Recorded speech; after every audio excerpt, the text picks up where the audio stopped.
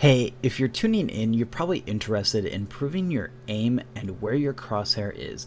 I have a general intro video on how to have T1 like aim, and that'll be linked in the description below. Check that out if you haven't watched it. I appreciate everyone who takes the time to watch these videos. I put in a lot of effort into these because I remember when I first started, I couldn't aim. I didn't know what really to do in order to improve or improve quickly. I recently changed my supported creator code to BLUSQUAD812.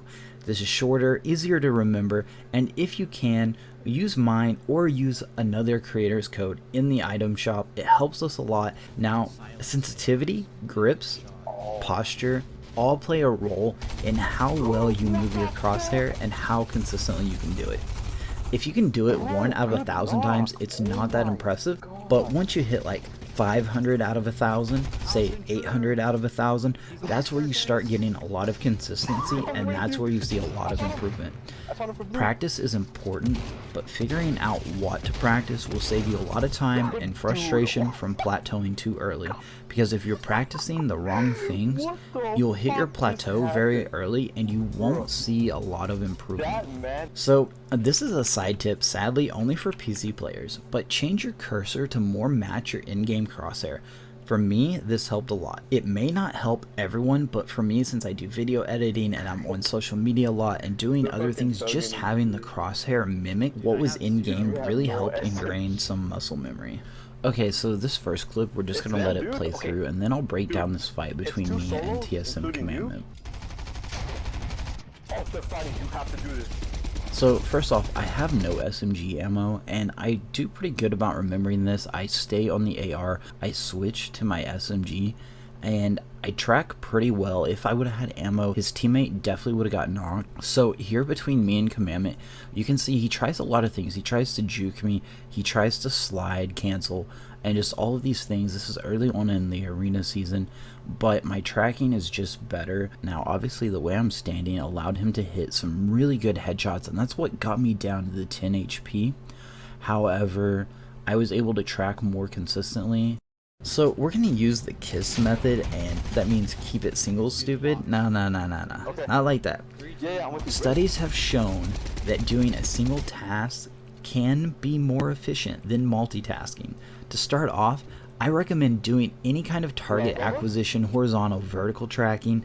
Since we're focusing on Fortnite, practice tracking the zombies in creative maps like Xanex, but don't try to actually hit them, just follow them, with your eyes and with the cursor.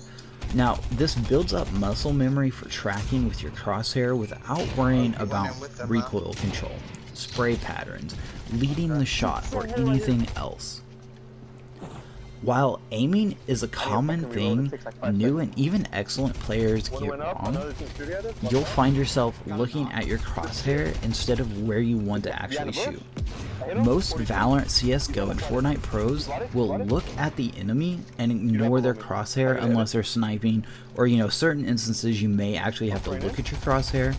And that's why in my intro video I talk about an eye training map, because warming up your eyes is really important so you can go from near vision to far vision and switch back and forth. I was going to quote a bunch of pros, but instead I'm linking the Google search. And if you don't use Chrome, just search up look at enemy or crosshair and read a lot of the comments, the articles, and form your own opinion. But you'll pretty much come across the same thing from a lot of pros, that they look at the enemy. Now, keeping your cursor at chest to head level at all times really does help, and I believe even Kovacs has an article on this. Now, it's a little bit easier in other games where you aren't doing 90s retakes, you're not doing slide phases. However, window edits, certain tile edits are very similar because you can finish them where you want your crosshair to be. Now, tracking your opponent through builds will decide where you should end your edit. Most of the time you want your edit to finish with a chest to head level edit. A right hand peek could go right to left or left to right, just depending what the enemy is standing on the back side. Obviously there will be times when you have to look up or down to place a build, because that's how the building grid works. It's pretty much a 3x3 cube. and you can place builds in front of you, up 1 or up 2 layers, so it's a little bit more than 3x3. You can, and not only that, forward, backwards, left, right, and then you have your 45-degree angles from that center cube. So there's a lot of places that you can build, and having horizontal tracking and vertical tracking will go miles.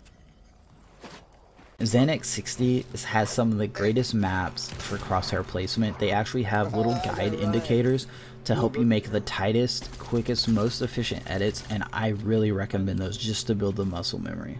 Chapter 3, Season 1, a lot of people complained about not hitting pump headshots. They actually complained so much that Epic tightened the pelt spread. For this, I recommend doing headshot only creative maps like Pandvilenetwor or Engmas. So you can also do this when you're doing piece control. The only difference is most piece control maps do not have an actual enemy. It's like a bot or the zombie, so you don't get like the same movement, but you can do these over and over until you hit a headshot every time. And when you focus on hitting the headshot, it really makes you stop, slow down, think about what edit you want to perform so that your cursor is right there and you can hit the headshot.